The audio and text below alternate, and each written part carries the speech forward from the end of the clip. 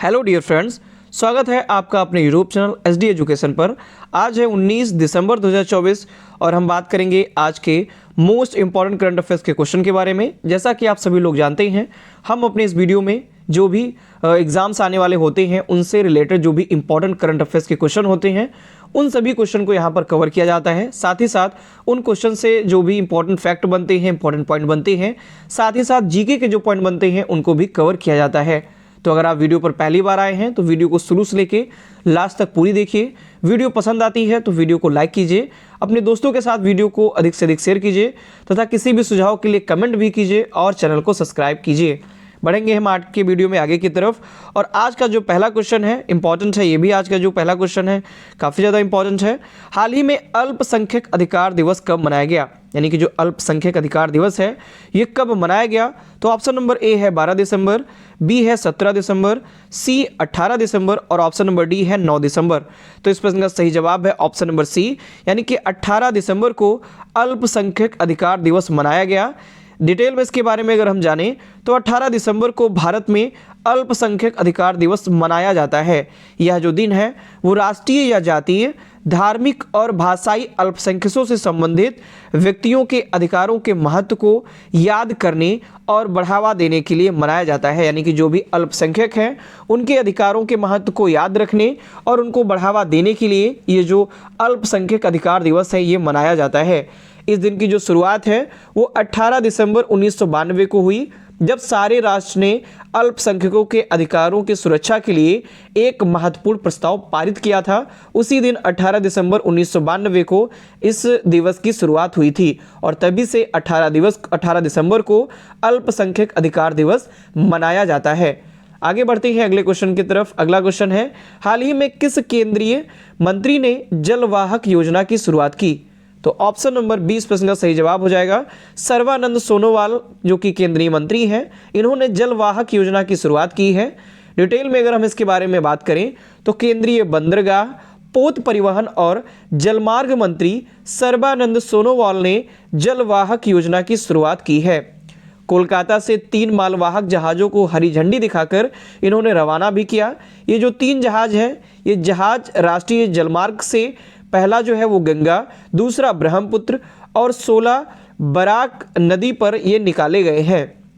बात करें इसका जो उद्देश्य है वो लॉजिस्टिक्स की लागत को कम करते हुए अंतर्देशीय जलमार्गों से व्यापार करना है। यानी कि जलीय मार्ग के द्वारा व्यापार को कैसे बढ़ाया जा सके, जो व्यापार है उसको कैसे किया जाए, क्योंकि पहले भी क्या होता था प्राचीन समय में जब ये ट्रेनें नहीं थी, एरोप्लेन नहीं था और भी अन्य जो भी साधन है यातायात के वो नहीं थे, तो विदेशों से जो व्यापार होता था वो जलमार्ग के ही द्वारा होता था। चाहे आप सिंधु सभ्यता को देख लीजिए, सिंधु सभ्यता में कई सारे ऐसे साक्ष्य मिले हुए हैं जो कि नदी के द्वारा वो जो व्यापार होता था एक देश से दूसरे देश में।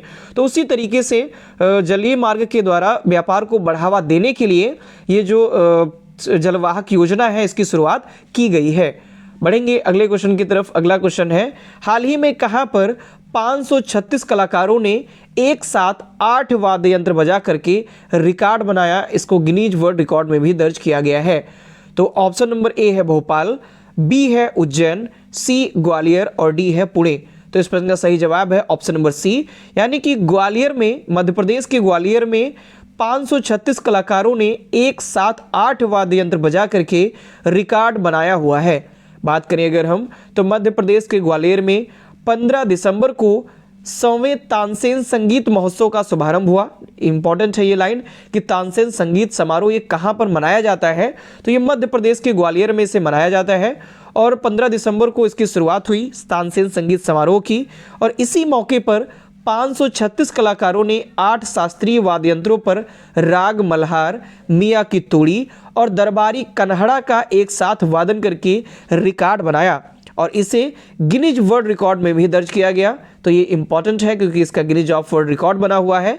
यह जो प्रस्तुति है वो तानसेन रचित 3 राग, जिसमें से एक मल्हार, दूसरा मियाँ की तोड़ी और तीसरा है दरबारी कन्हड़ा से लयबद्ध थी।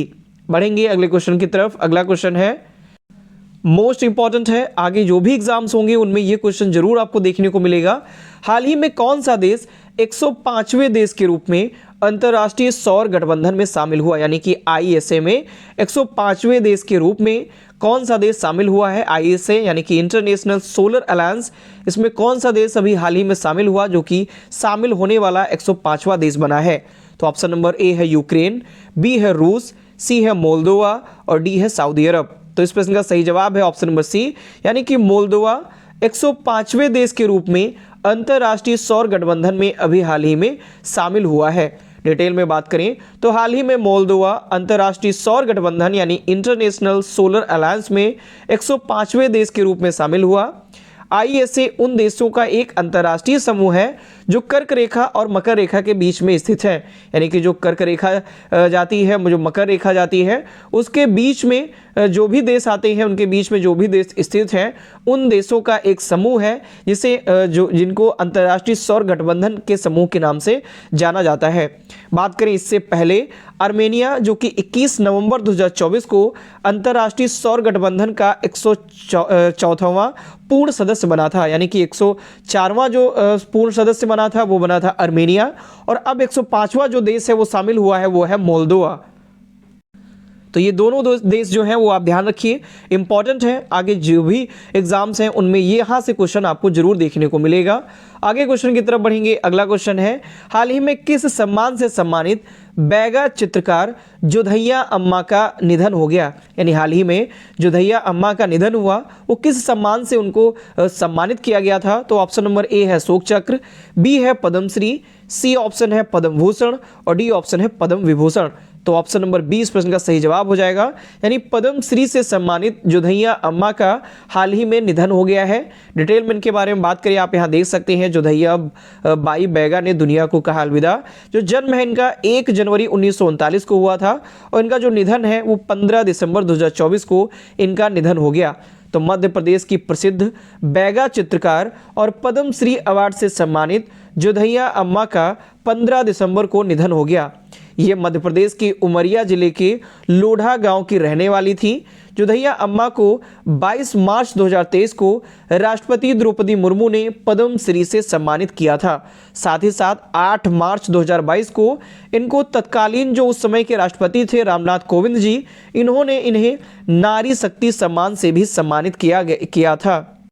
तो इस प्रकार से 22 मार्च 2023 को इनको पद्मश्री से सम्मानित किया गया और 8 मार्च 2022 को इनको नारी शक्ति सम्मान से सम्मानित किया गया था।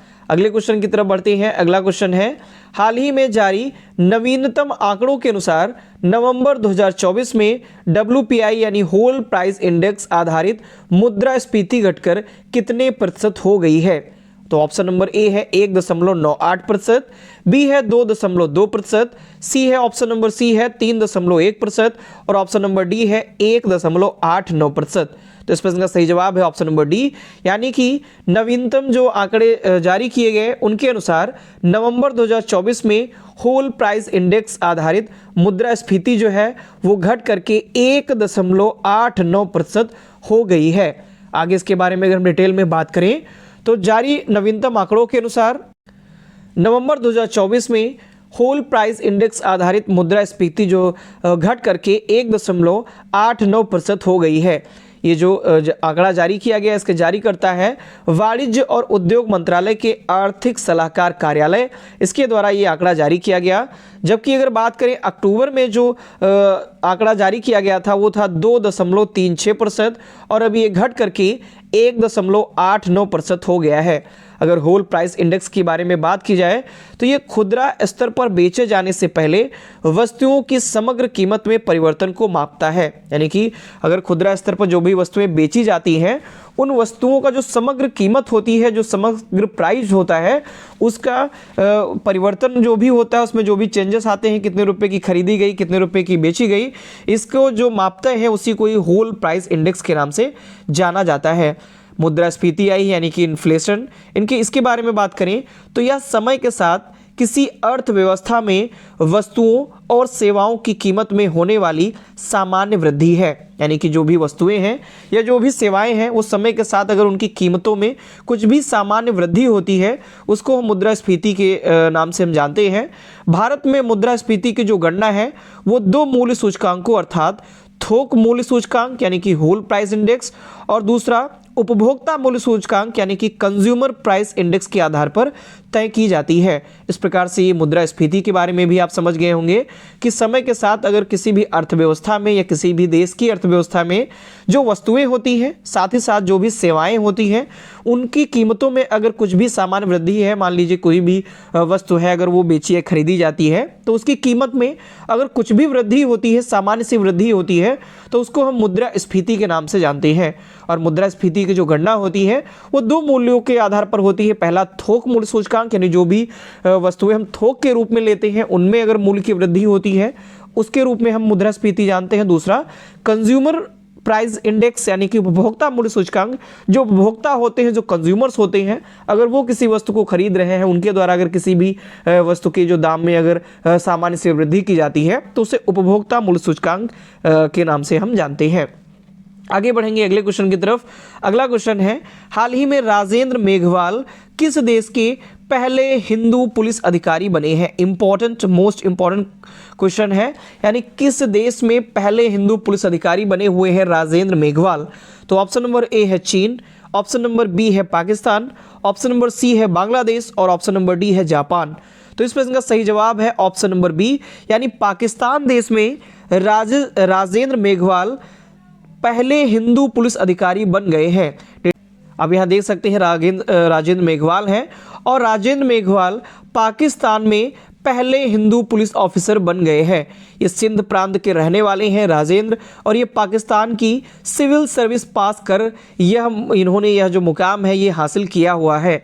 आज़ादी के 75 सालों के बाद पाकिस्तान को पहला हिंदू पुलिस अधिकारी जो मिला हुआ है, जिनका नाम है राजेंद्र मेघवाल। ये इन्हें फैसलाबाद में सहायक पुलिस अधीक्षक यानी कि ASP के पद पर इनको नियुक्त किया गया है। बढ़ेंगे अगले क्वेश्चन की तरफ। अगला क्वेश्चन है, हाल ही में गुजरात जॉइंट्स ने किसे अपना गेंदबाजी कोच नियुक्त किया है? यानी कि गुजरात जॉइंट्स जो है इसने किसे अपना गेंदबाजी कोच नियुक्त किया? तो ऑप्शन नंबर ए है Bhuvneshwar Kumar, option number B है Praveen Kumar, option number C है प्रवीण तांबे और ऑप्शन नंबर डी है जवागल श्रीनाथ। तो इस प्रश्न का सही जवाब है ऑप्शन नंबर सी, यानी प्रवीण तांबे को गुजरात जॉइंट्स ने अपना गेंदबाजी कोच नियुक्त किया हुआ है। डिटेल में अगर हम बात करें तो गुजरात जायंट्स ने महिला प्रीमियर लीग यानी WPL के आगामी संस्करण के लिए, यानी जो अब WPL होने वाला है उसके लिए प्रवीण तांबे को अपना गेंदबाजी कोच नियुक्त किया है। वहीं माइकल क्लिंगर को इन्होंने अपना मुख्य कोच बनाए रखा है, यानी पहले से ही माइकल क्लिंगर मुख्य कोच थे तो मुख्य कोच बने रहेंगे। डेनियल मार्स को अपना नया बल्लेबाजी कोच भी नियुक्त किया है, यानी कि जो डेनियल मार्स हैं इनको बल्लेबाजी कोच नियुक्त किया है। जो डेनियल मार्स हैं ये 2013 से 2017 तक तस्मानिया मेंस टीम के मुख्य कोच के रूप में कार्यरत थे। उन्हें 2022 में ऑस्ट्रेलियाई महिला क्रिकेट टीम का सहायक कोच नियुक्त किया गया था और अब जाकर के जो गुजरात जायंट्स हैं इसने अपना बल्लेबाजी कोच डेनियल मार्स को बनाया हुआ है। अगले क्वेश्चन की तरफ बढ़ेंगे। अगला क्वेश्चन है, हाल ही में किसने अपनी पुस्तक दलाई लामा की खुशी का रहस्य का विमोचन किया? ये पुस्तक का नाम है दलाई लामा की खुशी का रहस्य। इस पुस्तक का जो विमोचन है वो किसने किया हुआ है? तो ऑप्शन नंबर ए है डॉक्टर दिनेश सहारा, ऑप्शन नंबर बी है Rajat Sharma, option number C है भगत शर्मा और ऑप्शन नंबर डी है संजय मूर्ति। तो इस प्रश्न का सही जवाब है ऑप्शन नंबर ए, यानी दिनेश सहारा ने इनकी जो पुस्तक है दलाई लामा की खुशी का रहस्य, इसका इन्होंने विमोचन किया हुआ है। डिटेल में इसके बारे में अगर हम बात करें तो प्रसिद्ध परोपकारी लेखक और विचारक डॉक्टर दिनेश सहारा ने धर्मशाला में प्रतिष्ठित तिब्बती वर्कर्स एंड आर्काइव्स लाइब्रेरी में अपनी जो इनकी पुस्तक है दलाई लामा की खुशी का रहस्य, इसका इन्होंने विमोचन किया है। इस कार्यक्रम में परम पावन दलाई लामा की शिक्षाओं के महत्व और शांति, साथ ही साथ उनकी खुशी को बढ़ावा देने में उनके प्रभाव पर, इन सभी पर प्रकाश डाला गया है।